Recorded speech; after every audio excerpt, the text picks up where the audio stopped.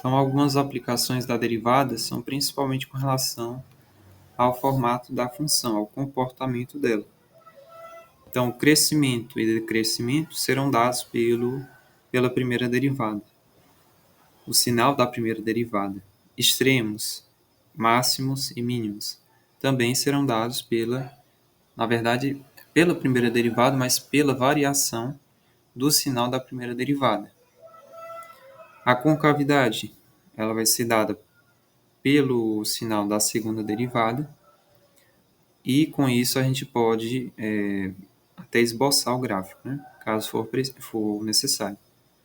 Então, vamos para uma questão. A questão é encontrar os intervalos de crescimento e decrescimento, os extremos e intervalo de concavidade da função.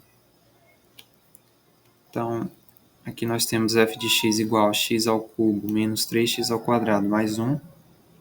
Então, a primeira coisa é derivar a função. Então, a derivada de f é 3x ao quadrado menos 6x. A gente pode encontrar, para a gente encontrar os valores de extremos, a gente precisa encontrar os valores críticos, que são os valores que zeram a primeira derivada. Então, a gente iguala a zero. E a gente vai encontrar, pode fazer por Bhaskara ou por fatoração, que x é igual a zero e x igual a 2. Então, esses são os pontos críticos da primeira derivada, aliás, da nossa função. São os valores que anulam a primeira derivada. Eles serão candidatos a pontos de máximo e de mínimo. Então, aqui são pontos críticos, x igual a 0 e x igual a 2. Então, a gente vai ter o valor 0 e o valor 2. A nossa f é 3x ao quadrado menos 6x. A gente pode olhar ou para o gráfico dessa função que a gente conhece, que é uma parábola com concavidade para cima. Então, ela tem essa aparência, onde ela corta o gráfico, o eixo x, nas raízes. Posso estudar o sinal dessa forma, ou eu posso escolher valores entre esses intervalos e calcular a minha f' nesses valores e analisar o sinal de cada valor. Então, eu vou escolher aqui 3 valores, menos 1, 1 e 3. Precisam estar entre os intervalos, certo? Então, eu vou aplicar a primeira derivada em cada um deles.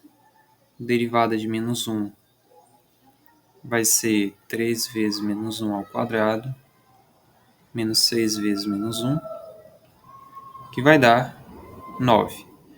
9 é positivo, então, esse intervalo inteiro aqui, a minha f' vai ser positiva. Agora eu vou calcular a f' de 1. F' de 1 vai ser 3 vezes 1 ao quadrado, menos 6 vezes 1, que é menos 3. Menos 3 é negativo. Então, nesse intervalo aqui, a minha função vai ser negativa. E por fim, eu faço f' de 3, que vai ser 3 vezes 3 ao quadrado, menos 6 vezes 3, vai dar 9. 9 é positivo, então, nesse intervalo aqui, a função vai ser positiva. Então, esses valores aqui auxiliares só são para descobrir o sinal da função. Então, eu posso excluir eles aqui sem problema. São apenas auxiliares. Então, eu descobri o sinal da função da minha f', né, a minha derivada, em cada intervalo. Logo, os seus intervalos de crescimento e decrescimento.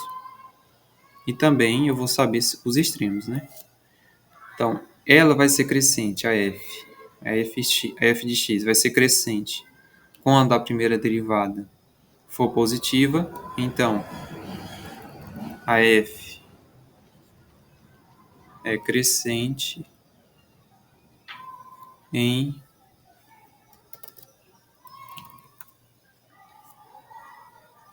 no intervalo de x menor do que zero e x maior do que 2, certo?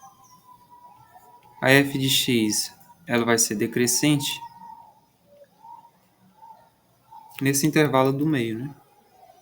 Quando a minha primeira derivada tem valor negativo, no caso entre 0 e 2.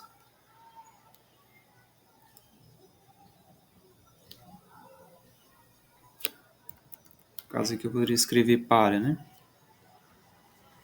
É decrescente para os valores de x entre 0 e 2. Ok? Então, encontrei os meus intervalos de crescimento e decrescimento. Agora, os valores de os extremos. Como eu posso descobrir como eu descubro se esses valores de 0 e 2 são de máximo ou de mínimo? Então, basta analisar a variação de sinal.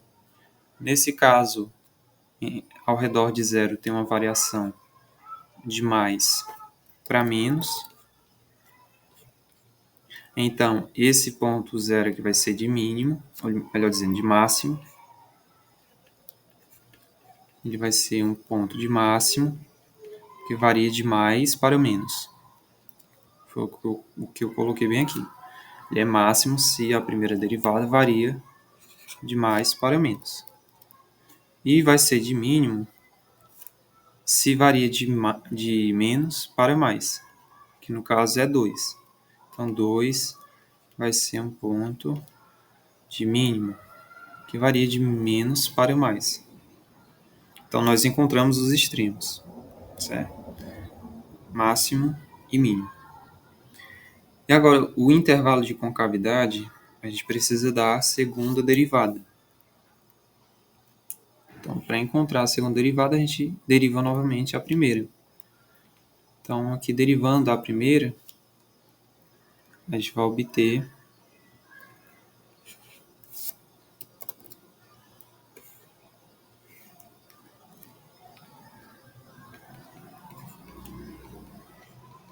seis x menos 6.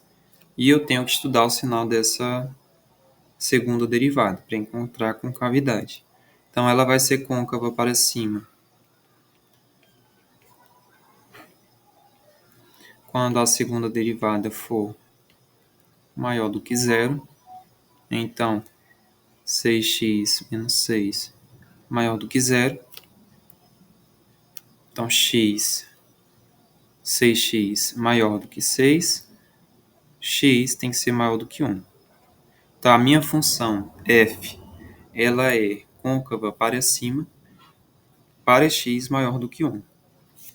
E ela vai ser côncava para baixo quando a minha segunda derivada for negativa. Então, 6x menos 6 menor do que zero. X menor do que 1. Então, a minha função ela vai ser côncava para baixo para x menor do que 1.